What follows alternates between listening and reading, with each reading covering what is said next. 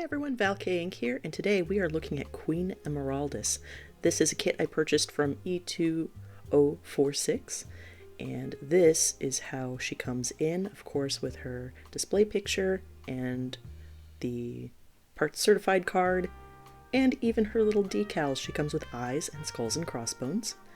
And of course her parts list, which you should always check against once you get one of these boxes in. And she is going to be about 24 centimeters tall, and she comes with 19 parts. So let's get to the rest of this kit.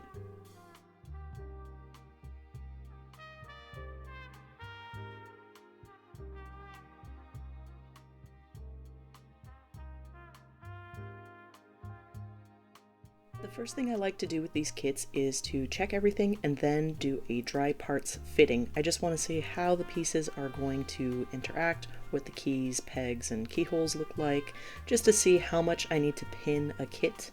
And definitely with this one, you will need to pin all of her limbs and parts because she has a really good lineup with her pegs, but they don't hold very well, as you'll see in just a second. Her leg will shift and it doesn't stay in place.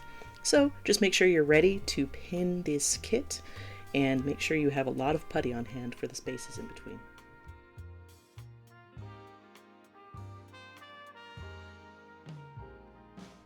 The parts do line up really well, and I love the delicate sculpt that she has on her arms and her hands. It looks really nice, so I definitely recommend this kit for a very delicate, beautiful feminine figure.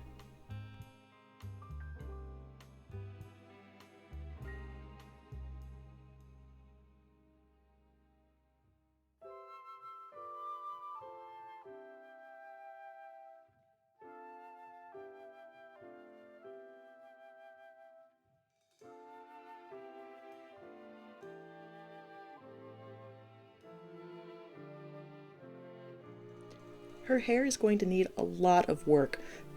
For the casting, they had to make sure everything was stable, so there are a lot of parts you need to clip and sand, but it'll be worth it in the end, trust me, it just took some time. The other part that is a little bit difficult with this kit is her cape. It does come in separate pieces, and you will need to pin them to each other and gap fill along the way.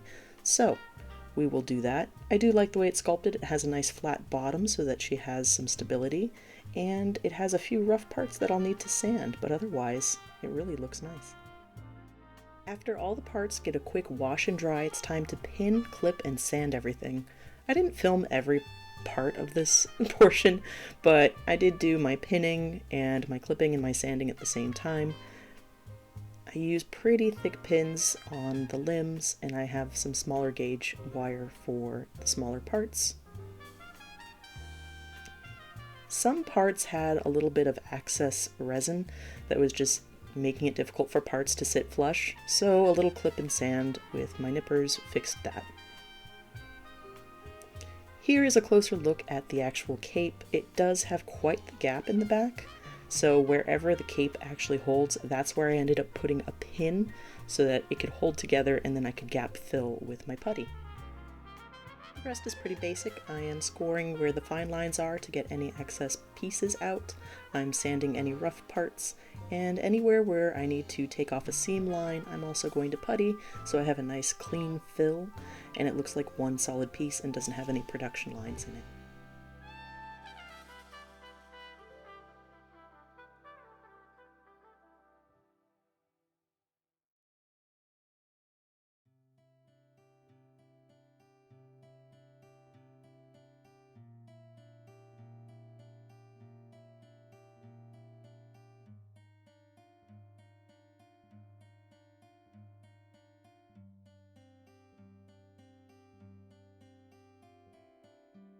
The edges of the cape needed some extra special treatment, just a little extra rounds of sanding, just because some of the edges were a little over-rounded, some of the edges were a little uneven, but if you do this ahead of time, you can double check with your priming and you will have a smoother paint job on all of the cape.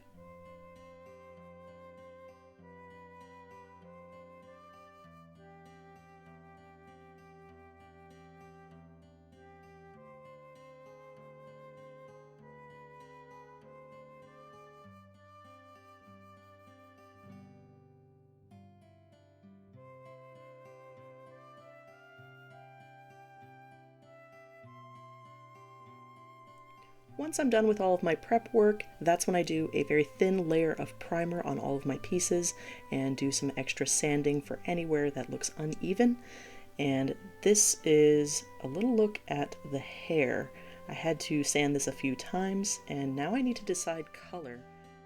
I'm going off of her original color design from the illustrations, but I'm also tweaking the colors a little bit.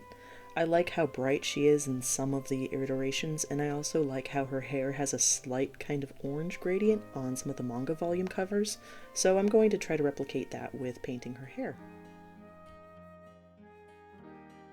I'm starting out with a red undercoat on just the tips of her hair, and what I will do with that is paint the yellow over it, let it dry, and then a little bit of the red will show through as an orange gradient on the very bottom of her hair pieces. By the way, I always spray in my garage with the window open and a mask on and gloves. Just be safe when you're doing this kind of spray work, okay?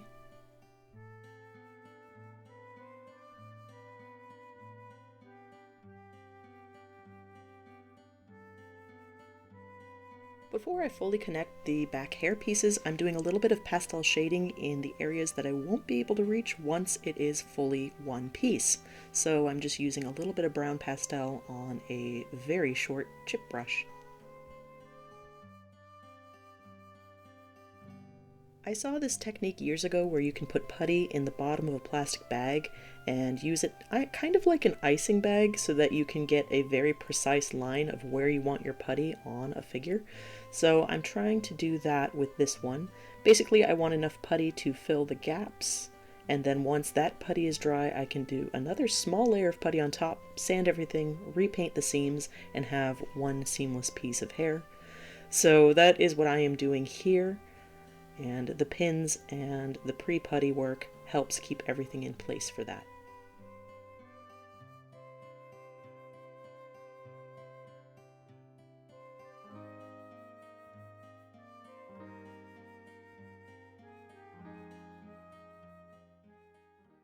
While I'm waiting for my larger pieces to dry with their putty, I'm going to hand paint some of the smaller parts. I personally find it easier to hand paint the really tiny pieces and spray for the larger ones, so I'm going to work on her collar here instead.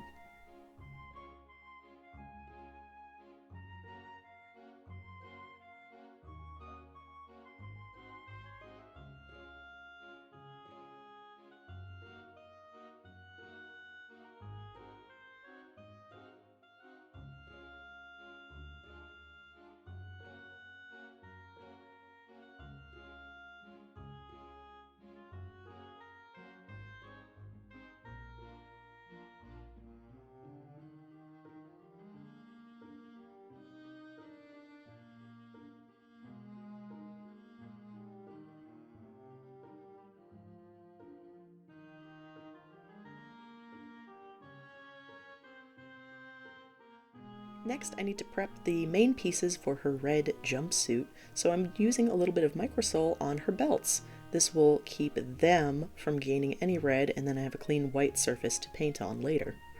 And I'm also using a little bit on the edges of the already painted piece of her hand. After a quick double spray, one light coat, one second coat, all of my pieces are finally red. I'm actually really happy with this shade. It's exactly what I wanted for her jumpsuit. Since I need to paint so many details on this suit, I'm going to go ahead and shade and seal it first. It's much easier to clean up paint on a sealed piece than to clean up paint on an unsealed painted piece. There's a chance that you can ruin the red coat underneath if you don't seal it. So I'm just taking this nice maroon kind of powder, this pastel, and I'm going to shade under all of the belts, on all of the deep curves of her body, and just right along the edges of her eventual yellow striping.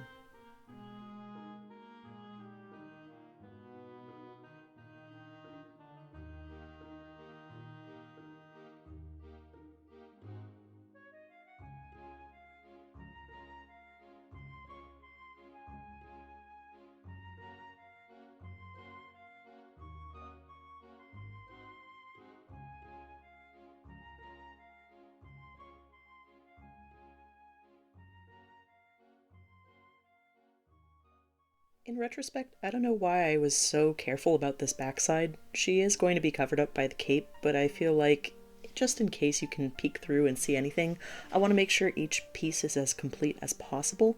Also, I just really wanted to appreciate this sculpt. I mean, it really is a lovely body shape.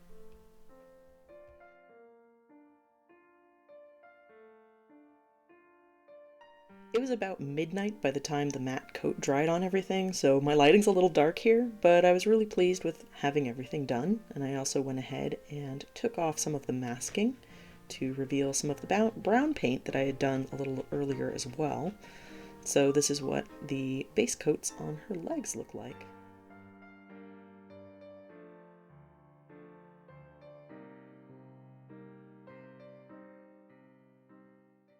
One of the trickier parts of this kit is painting all of the yellow lines, so I'm just using some Tamiya model tape to cut in some curves, and then I'm just using some striping tape to run along the edges of each stripe. To make that make sense, the purple tape is the striping tape, and the lines are the yellow lines I'm painting on the figure, if that makes sense. So I'm just placing each of these, pressing them in gently, and then I'm going to hand paint all of my striping on this kit. I just find it's cleaner and easier than trying to mask all of the parts and then spray for the lines, but some people find it easier, so just do it the way that you prefer.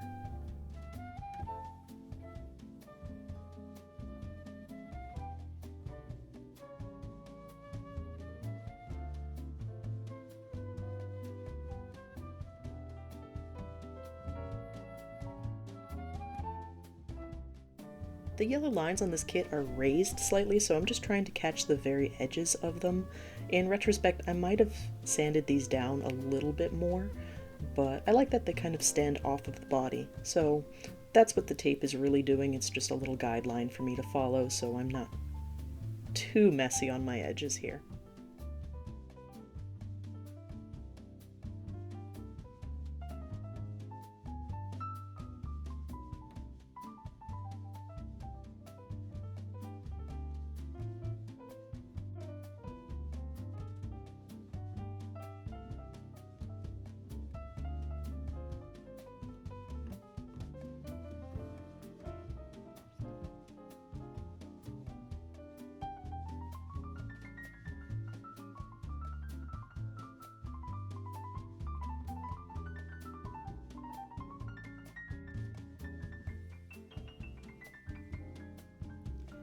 Naturally, this isn't a perfect method, but I usually get pretty good results, and since I've already sealed the red paint underneath, I can always just do some cleanup, just a little bit of Windex and cotton on a toothpick to clean up any edges that do seem to spill over. So that's just one way to fix any of these little accidents. You can also use the same red tone, kind of touch up your edge and reseal. So I'll show you guys how there's just a little bit that came through on that one bottom of the stripe, but the rest of it came out pretty even, and so did the rest of the kit.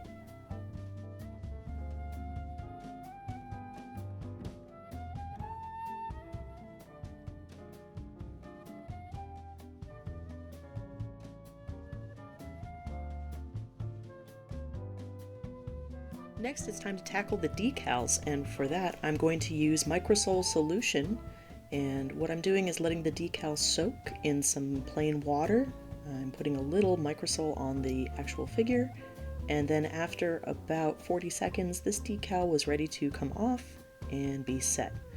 The decals on this kit are really nice. They're actually a little bit thicker, and they took a little bit longer than most decals to slip off of their paper, but at least it made it really easy to move. After I got it placed exactly where I wanted it, that's when I took my paintbrush, put just the littlest bit of Microsol, and I worked from the center out, just softening the decal and pressing it very gently towards the figure. You don't want to use too much pressure because then you risk breaking the decal. But if you do this just gently and be patient, it'll come out just right and look pretty painted on. You can always use a little bit of cotton swab to take off the excess water or Microsol that is left after your decal is pressed in.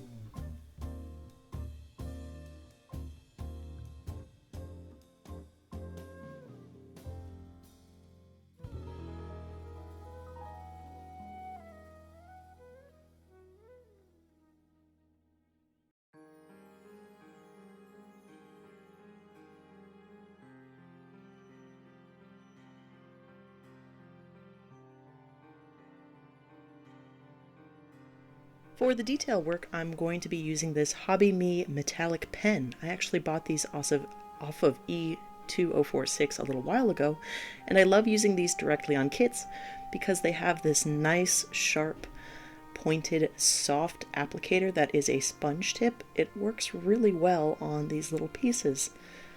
Generally with paint pens I depot them before I use them, but I'll show you guys how easy it is on this kit with this type of pen.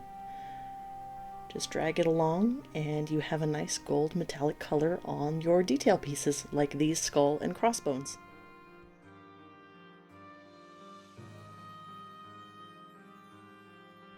To fill in the recesses on these parts, I'm just going to go ahead and grab my Gundam panel liner pen and fill in the black.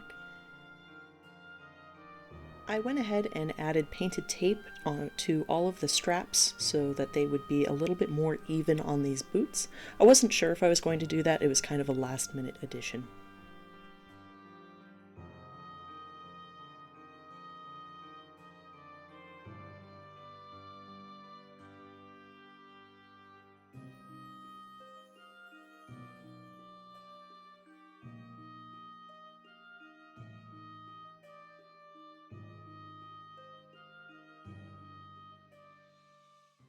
I decided that I wanted to paint the eyes. The decals in this kit are very nice, but I wanted them to be more brown and have more highlights, so I'm just going in with my smallest paintbrush, using very, very small amounts of paint.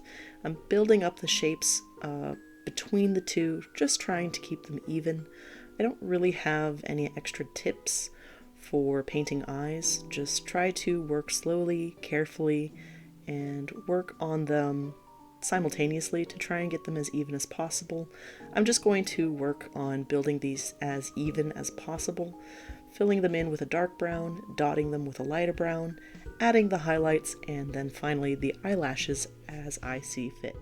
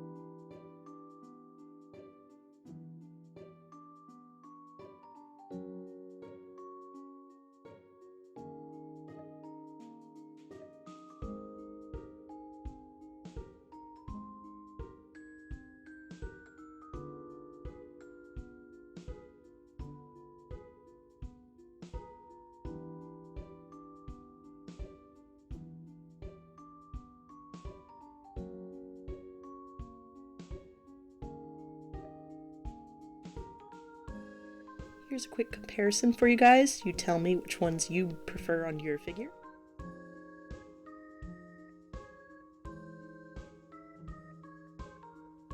Last thing I need to do is finish up with the cape and this final seam. I did a little extra sanding so it would be very smooth for its final coat. And finally, with the face done, I was able to complete the headpiece. Basically, I did the same thing where I put in the face, put in the bangs, did a little bit of putty on the seam, sanded it down, and did a final coat of yellow and then matte coat. And finally, the base. So this is a failed resin project of mine. It's got metal scrap in it and some yellowing resin, but I always liked the way this thing looked. I thought I would use it as a base for her, as if she's standing on some space debris, maybe from a battle. So the last thing I have to do is put in my holes and my pins and set my figure so that we have a complete figure. And I'm just doing that by aligning the holes here. Basically, the easiest way to align pins is to set some holes and then using a little bit of sticky tack you can see where you need to place your last holes. So let's set her and see the final result.